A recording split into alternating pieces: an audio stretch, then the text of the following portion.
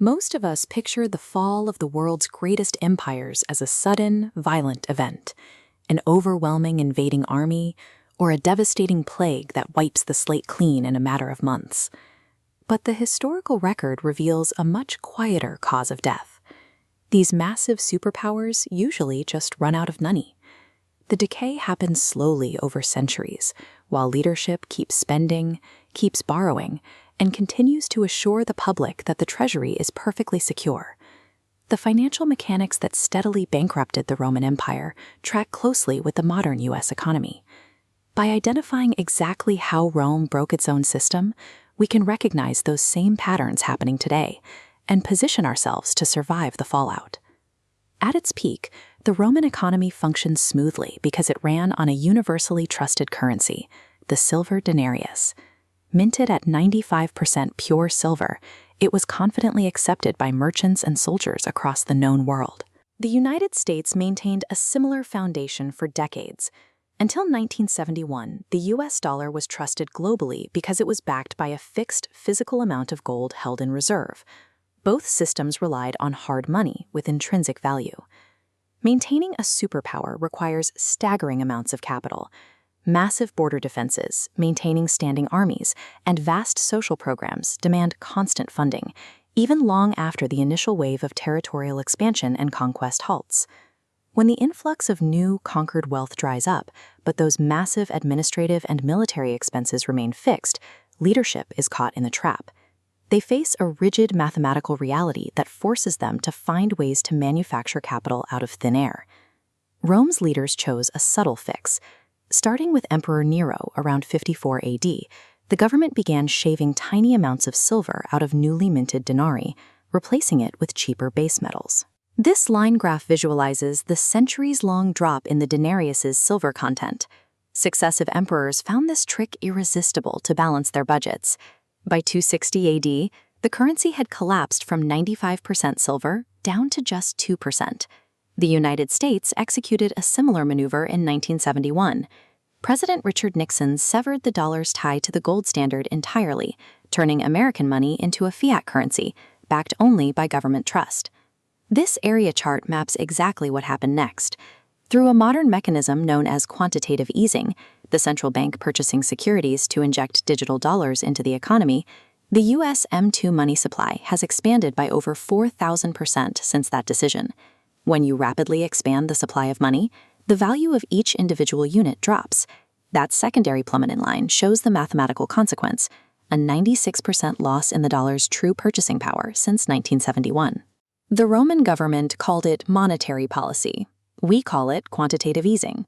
The terminology differs, but the physics of creating money from nothing yield the exact same economic decay. A devalued currency immediately drives up the cost of everything else. To maintain military operations and an expanding administrative state in the face of rising prices, the government borrows the difference. That mathematical pressure has pushed the U.S. national debt to roughly $39 trillion. The interest payments on that total have crossed a threshold where they now cost over $1 trillion a year, which is more than the entire national defense budget. That macroeconomic strain inevitably bleeds down into the daily lives of citizens. As the cost of living outpaces wages, everyday people find themselves unable to cover basic necessities with their existing income. This compound bar chart breaks down the resulting consumer squeeze. Americans are currently carrying $18.8 trillion in household debt, relying heavily on mortgages, auto loans, and credit cards just to bridge the gap. The average citizen is not a passive observer watching a state struggle with its balance sheet. The math forces them to execute the exact same debt playbook in their own checking accounts. To manage the unrest of a financially ruined population, Roman leaders relied on free grain distributions and violent, elaborate games. These provided immediate relief and constant engagement, diverting attention from the collapsing value of the denarius. Today, we provide similar buffers. Highly optimized digital entertainment algorithms offer a continuous stream of engagement, while targeted stimulus checks provide temporary spikes of liquidity. These tools provide a sense of stability, even as purchasing power erodes. When a population is focused on the next viral trend or the next government deposit, they are less likely to look at the mounting interest on the national debt. These systems function as an anesthetic, keeping a heavily indebted public distracted while the economic foundation crumbles. Keep in mind, the Roman Empire lasted another 400 years after Nero first clipped the denarius.